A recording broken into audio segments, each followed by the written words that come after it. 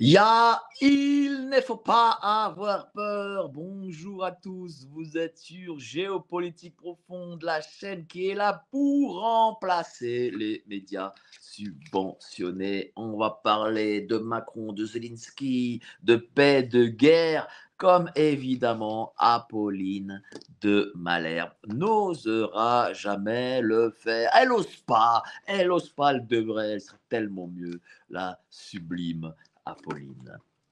Donc, déjà, je voulais vous remercier parce que déjà, plus de 100 000 vues rien que sur YouTube pour notre live avec Maître Divisio sur les relations intimes entre Hanouna et Madame Osière, Tiffaine Osière, fille de Brigitte ou Jean-Michel, on ne sait plus de qui elle est la fille.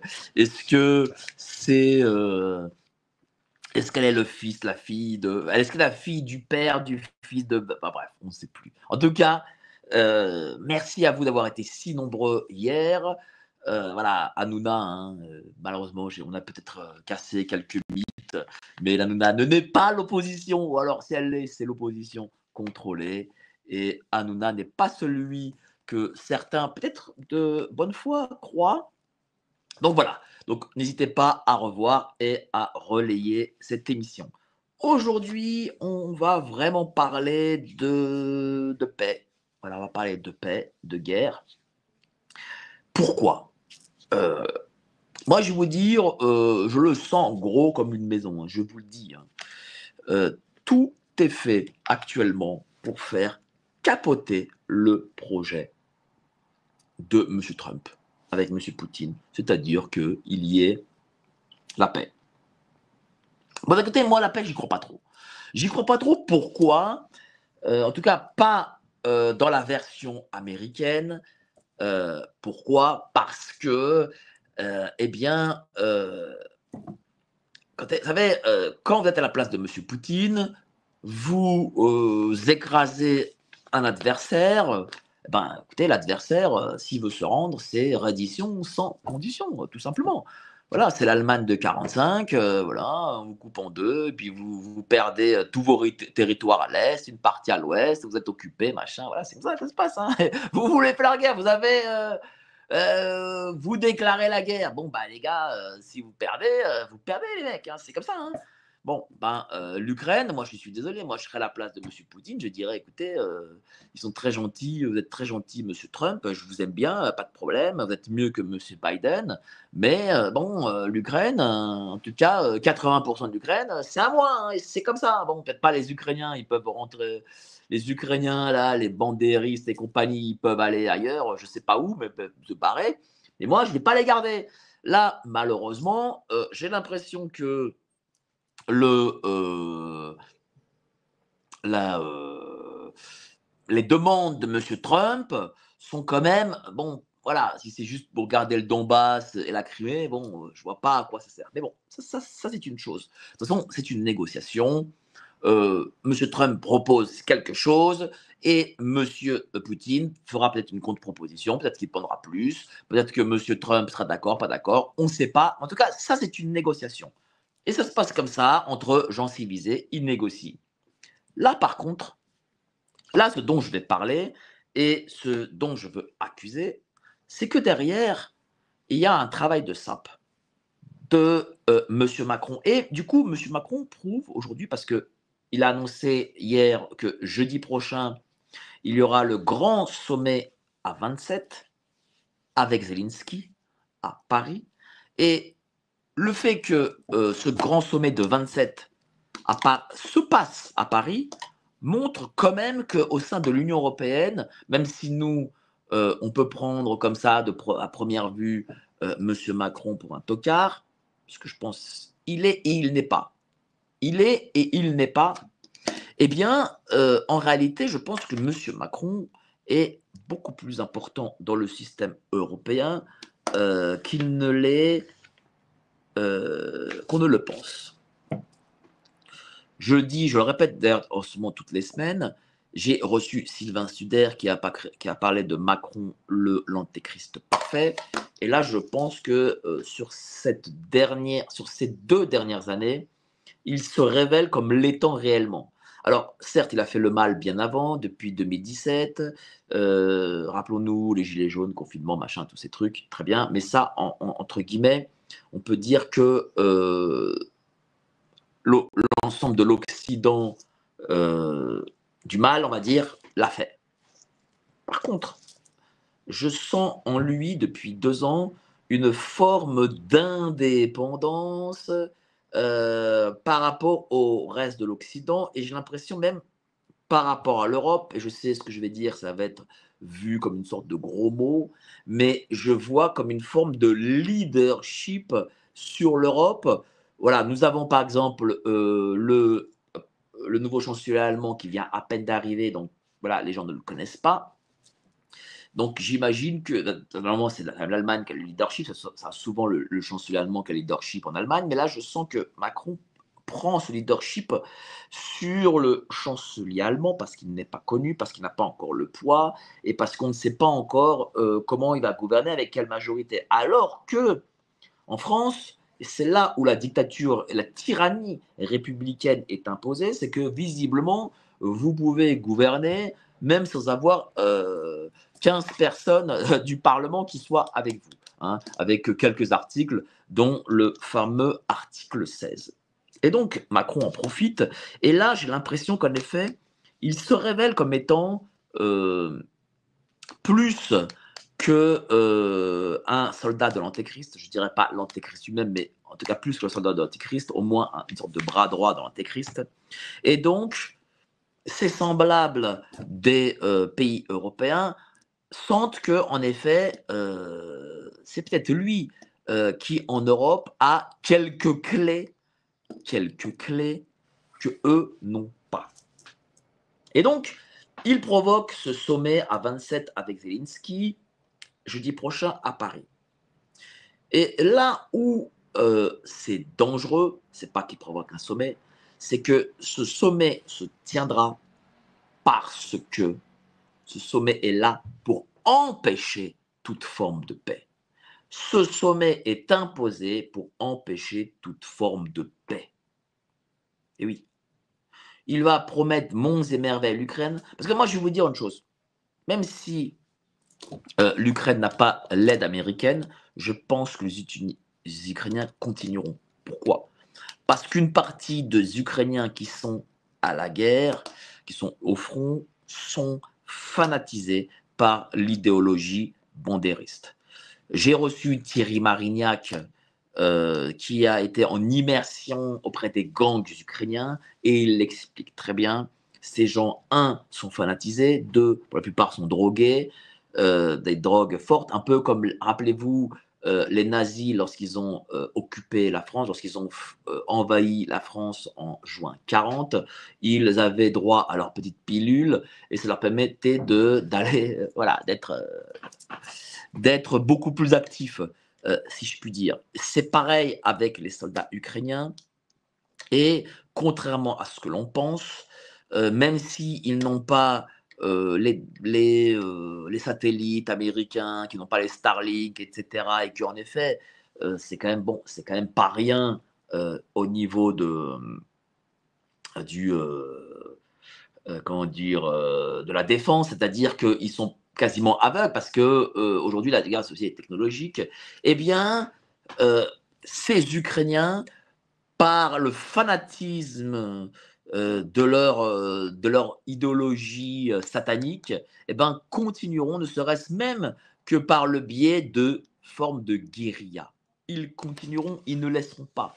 Je vais vous dire, je connais très bien les Ukrainiens. J'en connais en Pologne depuis que je suis gosse. L'Ukraine, c'est quand même des voisins. Il y en a à peu près, je crois, 2 millions de nouveaux qui sont arrivés. Quand vous allez en Pologne, vous entendez ukrainiens tous les jours. Et ces gens-là, il ne faut pas les comparer à des Occidentaux. Ce ne sont pas des Occidentaux. C'est une ethnie à part. Bon, ce sont des Slaves, mais c'est une mentalité à part, hein. C'est une mentalité plus orientale. Les Polonais sont des Slaves, mais des Slaves occidentaux, parce que la Pologne a choisi le catholicisme romain. Ce qu'on n'a pas choisi, ce que n'ont pas choisi tous ces pays, la Russie, l'Ukraine. Et l'Ukraine, on les connaît bien parce qu'une partie de l'Ukraine a été polonaise aussi, il ne faut pas l'oublier. Et donc ces gens, c'est un peuple un peu bâtard, hein. C'est un peuple, il y a quelques mélanges bizarres, on va dire, et voilà. C'est pas des, comme on dit en Russie, des Ruslands, dans le sens des purs Russes, quoi. Ils ont quelque chose de russe, mais pas totalement. Ils ont de slave, mais pas totalement non plus. Enfin, voilà, c'est très bizarre. Et donc, il faut pas se dire, oui, mais si non plus ceci, non plus cela, non plus telle technologie, ils s'arrêteront, ils poseront les armes à terre. Non, ils ne le feront pas. Ils ne le feront pas. Surtout s'ils sont poussés derrière par l'Europe, même si l'Europe, dont on dit qu'on n'a pas les moyens. Moi, je vais vous dire une chose. On peut dire l'Europe n'a pas les moyens. Très bien. Je veux bien le croire d'une certaine manière, mais faut arrêter de dire l'Europe n'a plus de moyens. Non, l'Europe n'a plus les moyens d'antan où elle dominait le monde, certes, mais l'Europe a encore certains moyens. Je veux dire, Madame von der Leyen a parlé de débloquer 800 milliards. Ça veut dire qu'ils ont 800 milliards déjà. Ils ont les moyens de débloquer 800 milliards. C'est quand même pas rien. Voilà. Donc, moi, il faut me citer quel est. Enfin, 800 milliards, c'est pas pour vous, évidemment. Hein. C'est pour là-bas. Hein. C'est pour là-bas. C'est pour le mal. Hein. C'est pas pour le bien. C'est pas pour les peuples, hein, évidemment. Hein. Moi, il faut me dire quelles sont les grandes nations qui, aujourd'hui, en 2025, débloquent 800 milliards, hormis, on va dire, peut-être l'Amérique, la Russie, la Chine, voilà, mais pas plus. Hein. À un moment donné, ou peut-être le Japon, il faut se dire les choses. Vous ne les déploguez pas comme ça. Et puis, il y a une petite communication qui dit oui, mais nous ne sommes plus rien, nous n'avons plus les moyens de ceci. Si, nous avons les moyens de faire continuer la guerre à l'Ukraine pendant 1 an, 2 ans, peut-être 3 ans, et d'aller tellement dans l'outrance qu'on obligerait peut-être à Poutine à nous déclarer la guerre. On l'obligerait parce que, il faut se dire les choses, Poutine est un patriote russe et il est là pour servir son propre pays. Et dès qu'il verra danger à ses frontières, eh bien, il actionnera la guerre, quoi, tout simplement. Et donc, c'est ce que nous voulons faire. Enfin, quand je dis nous, c'est-à-dire nos élites. Voilà, je dis nos élites parce que si nous, les gens vont croire que c'est moi. Mais c'est pour ça que je le dis très sincèrement, la séquence que nous sommes en train de vivre, il ne faut pas la prendre par-dessus la jambe. Et je remarque parmi nos amis, parmi même nos auditeurs qui nous regardent, certains se disent, peut-être parce qu'ils écoutent un peu trop les généraux en retraite, disent non, mais vous inquiétez pas, nous n'avons pas les moyens d'eux. Si nous avons les moyens, nous avons les moyens, sachez-le. Je veux dire, je vois pas pourquoi d'ailleurs, quand je dis aux gens, mais attendez, la, la République tombera parce que physiquement, nous irons la faire tomber. Les gens me disent non, mais on n'a pas les moyens parce que Darmanin a acheté tel char blindé, tel machin, et qu'ils ont des LBD. Alors, du coup, pour ça, on n'a pas les moyens, mais pour provoquer le chaos, ça, on aura les moyens. Bon, c'est soit l'un, soit l'autre. Hein. Soit on n'a pas les moyens du tout, on est zéro, soit on a les moyens. C'est pas, nous avons des demi-moyens. Ce n'est pas vrai. Donc, si certains croient qu'on n'a pas la possibilité d'un renversement républicain, parce que alors, du coup, ils ne veulent pas ce renversement républicain. Et qu'en réalité, en fait, ce sont des gens du système, des républicains, et qui veulent distiller dans nos têtes une forme de doute. Parce que si vous n'avez pas les moyens de renverser le, le système républicain, ça veut dire que vous n'avez pas les moyens non plus d'aller permettre à l'Ukraine, etc., de s'armer, d'avoir certains renseignements et de continuer dans sa guerre. Malheureusement, si on a les moyens, nous, de le renverser, le système, et mais malheureusement, le système a aussi les moyens de continuer, même si l'Amérique se retire, à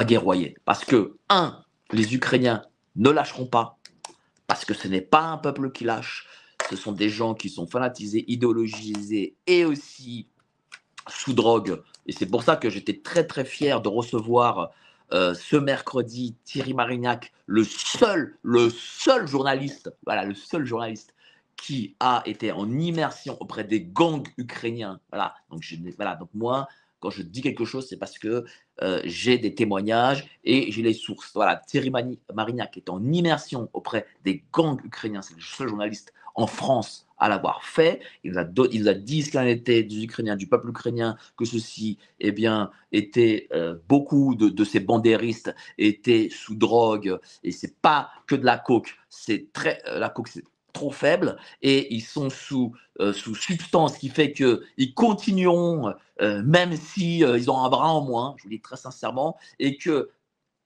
parce que l'État profond européen le sait, eh ben, l'État profond européen les soutiendra. Et parce qu'ils se savent en plus soutenus qu'ils iront contre les forces russes. Et donc, pourquoi ce grand sommet à 27? Parce qu'il faut euh, continuer ce narratif de guerre. Moi, je le dis très sincèrement, je suis peut-être le seul en France à y croire. Je suis peut-être le seul même à géopolitique profonde à y croire. Mais euh, il ne faut pas se dire, voilà, mettre comme ça d'un revers de main, là, jeter d'un revers de main le fait que la guerre est possible. Je pense que je vais dire une chose. Moi, j'écoute souvent les champs lexicaux des gens, les communications, etc. Et je vous le dis, je le vois, on est dans un retour de la crise sanitaire. C'est en gros Rambo 2, quoi. Voilà, c'est Rambo 2. C'est-à-dire que la crise sanitaire, c'était Rambo 1.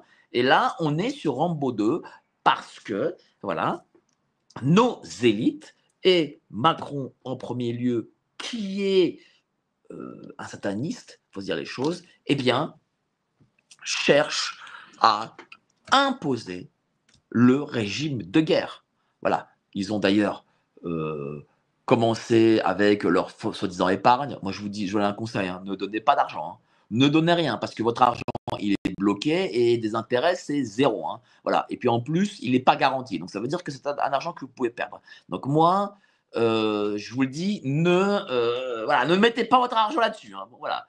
Moi, je suis même persuadé qu'ils pourront et des mecs à géopolitique profonde ne croient pas que du tout comme moi. Hein. Et je vous dis, la plupart à géopolitique profonde avec qui je travaille ne croient pas comme moi. Hein. Par exemple, on m'a dit non, mais ils iront pas chercher dans l'épargne, ils font des trucs plus subtils avec, euh, je sais pas moi, l'inflation et tout.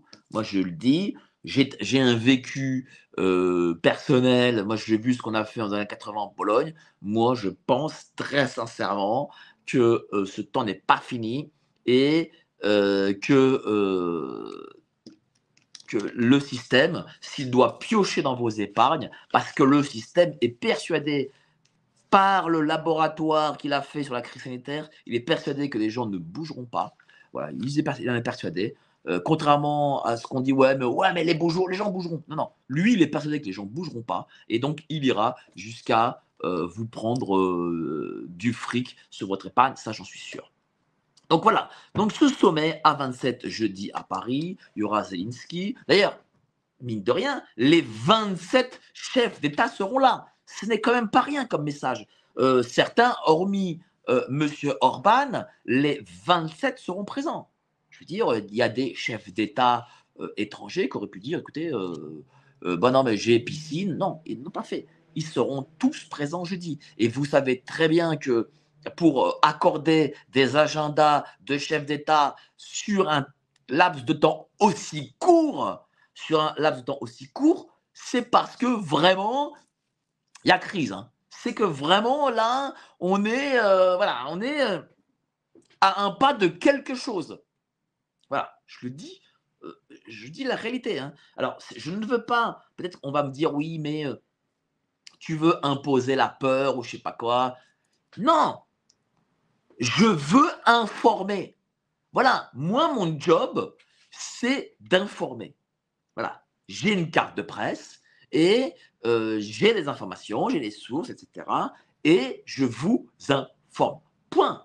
Si je ne faisais pas c'est live et que je vous dis non, mais vous inquiétez pas, je donnais juste les versions des généraux en retraite. Non, mais vous inquiétez pas, on a que 2 chars, puis c'est pas grand chose, on n'a rien, vous inquiétez pas, on le fera. Eh ben, je ne ferai pas mon travail, je ne ferai pas mon métier et à votre place, moi, j'aurais pas confiance à un mec comme ça. Moi, j'aurais pas confiance à un mec qui veut pas me dire les choses. Et malheureusement, la réalité à laquelle on veut nous imposer est une réalité de peur. Je n'y peux rien. C'est ainsi. Voilà. Donc voilà. Donc moi, je suis là. Voilà. Je suis là pour vous informer. Alerte Info. Géopolitique profonde prend sa place dans le paysage médiatique français. Bonsoir à tous, vous êtes sur Géopolitique profonde, la chaîne qui est là pour remplacer les médias subventionnés. On investit maintenant la rue et on veut vous entendre. Le gouvernement de M. Macron nous a obligés et nous a enfermés chez nous. Mais on a besoin de votre soutien. Alors cliquez sur le bouton j'aime pour nous soutenir.